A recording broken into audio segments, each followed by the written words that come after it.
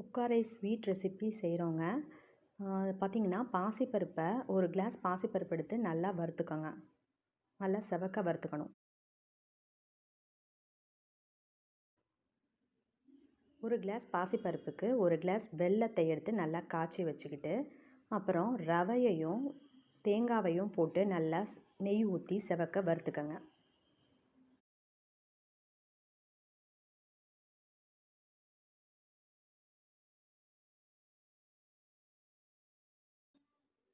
அப்புறம் வறுத்த பாசிப்பருப்பை குக்கரில் போட்டு குக்கரில் தண்ணி ஊற்றி நல்லா விசில் விட்டு நல்லா வேக வச்சு எடுத்துக்கோங்க.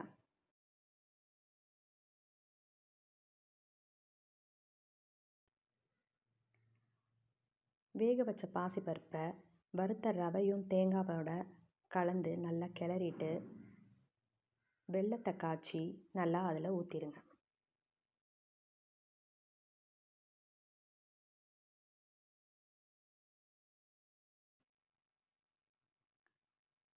இப்போது நல்லா வெல்லத்தை கலந்து கிளறி விட்டு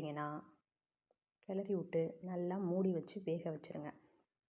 ஒரு 2 நிமிஷம் விட்டிங்கன்னா நல்லா கெட்டியாகி உங்களுக்கு ட்ரெடிஷ்னலான ஸ்வீட் ரெடி ஆயிரும்.